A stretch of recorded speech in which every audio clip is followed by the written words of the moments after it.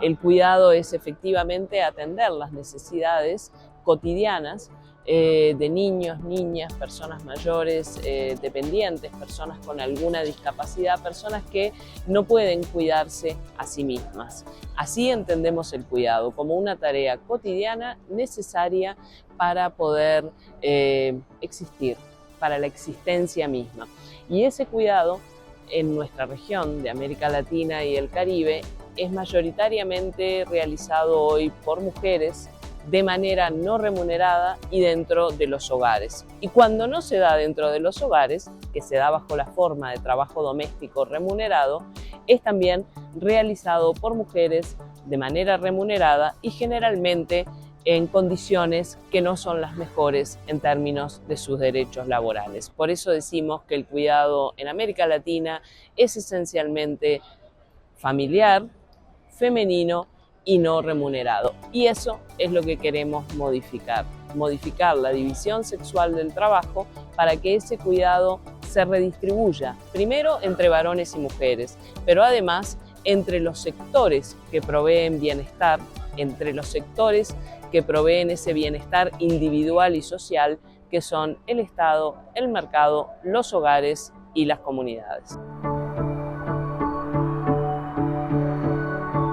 Exactamente, es un derecho y es un pilar, como decíamos, del bienestar de cada uno y de cada una, así como lo es la salud, el trabajo, bueno, el cuidado también. Sin cuidado no podemos existir y tenemos que entender que todos y todas tenemos el derecho a recibir los cuidados que necesitamos a lo largo de nuestro ciclo vital y que esa necesidad de cuidado justamente va a ir cambiando en función de ese ciclo vital. No es lo mismo ser un niño o una niña pequeña que ser un adulto o una adulta autoválida. Esa es la noción de cuidados como derecho que queremos reconocer y trabajar. Y también reconocer el derecho de las personas que cuidan. Por eso insistimos en la necesidad de entender al cuidado como algo relacional, interdependiente, universal y por tanto como un derecho.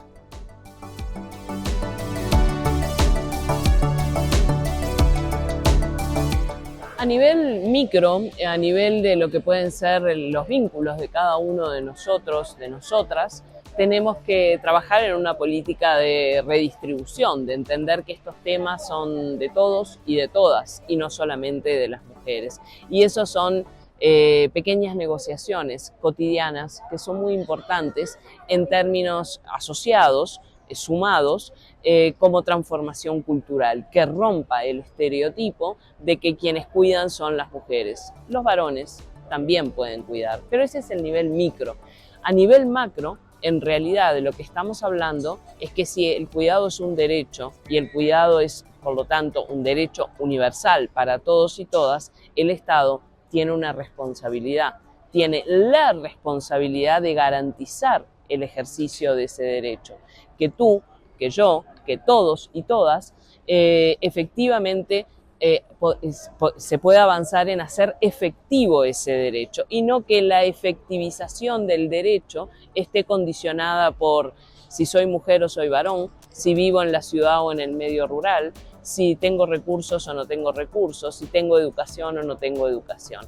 En ese sentido es que estamos planteando la necesidad de redistribución en lo micro, en nuestras negociaciones cotidianas, pero también en lo macro y reclamando la responsabilidad estatal sobre estos temas, porque tenemos la convicción de que allí está el nudo crítico de las desigualdades sociales y de género en nuestra región.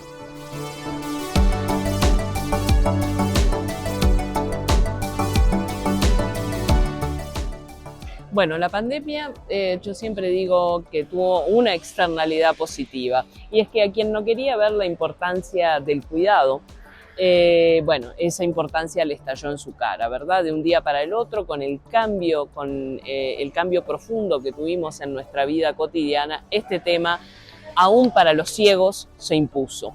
Y cuando decimos que se impuso el cuidado, quiere decir que también se visibilizó la importancia de esa forma remunerada de la que hablaba antes de prestar el cuidado, que es básicamente trabajo doméstico remunerado que se realiza mayoritariamente por mujeres dentro de los hogares y en muchos países sin ningún tipo de derechos, incluso en algunos países sin ningún tipo de formalización de ese empleo y por tanto sin ninguna seguridad social o ningún derecho asociado. Eso quedó muy visible en la pandemia porque de un día para otro esa posibilidad desapareció. Quedó muy visible también la fragilidad de las trabajadoras domésticas remuneradas, que dependían de esa interacción para su supervivencia. Y quedó muy visible también las diferencias entre nuestros países en América Latina y el Caribe, en aquellos que sí avanzaron en el reconocimiento del trabajo doméstico remunerado como un trabajo remunerado y con todos los mismos derechos que otros trabajadores y trabajadoras, y aquellos que no estaban en esta situación, donde el trabajo doméstico era informal, precario, etc.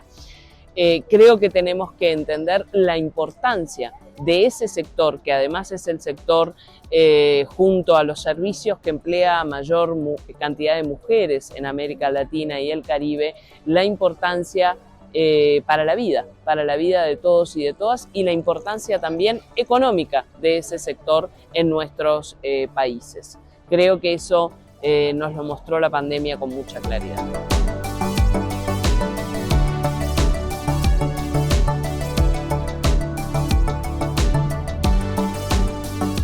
Bueno, no me gusta hablar de modelos porque creo que cada contexto importa y hay que tener en cuenta las características de los contextos, pero sí hay experiencias a nivel internacional que podemos tener en cuenta, ¿verdad? Y esas experiencias nos muestran la necesidad de entender, el cuidado como un derecho, el cuidado como algo universal, y para avanzar en las políticas necesariamente el carácter intersectorial de estas políticas, es decir, el convocar a varios sectores de la política pública a sentarse en una mesa a construir juntos y juntas la política de cuidado.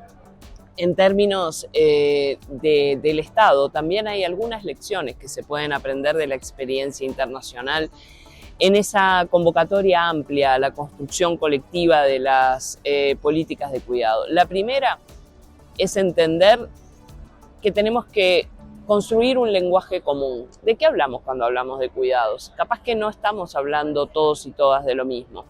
¿Cuáles van a ser las prioridades en función de ese discurso consensuado que se pueda generar en torno a la cuestión del cuidado?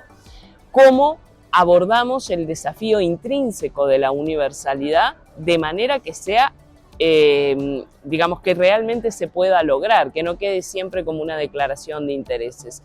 Y luego, la importancia de entender, como en cualquier política pública, de que para avanzar se necesitan recursos. Es imposible pretender avanzar en una política de cuidado si no se le da la prioridad presupuestal que requiere. En muchos casos, o en muchas experiencias a nivel regional, se realizan maravillosos diseños, pero no se dan recursos necesarios como para que se implementen ese tipo de políticas. Entonces yo diría, entender el desafío de hablar todos de lo mismo o tratar de construir colectivamente qué entendemos por cuidados, entender el desafío de la intersectorialidad, entender el desafío de que esto es un diálogo, y cuando es un diálogo, los distintos actores que se sientan en torno a una mesa tienen que tener capacidad de negociar, ¿sí? Y en ese diálogo tiene que estar representada la sociedad civil y la academia, si no, es una política que seguramente quede trunca. Y entender los recursos como un componente indispensable para que estas políticas avancen y tratar de que esos recursos queden etiquetados, digamos, o queden marcados para esta política y que eso no dependa de la voluntad política de los gobiernos de turno.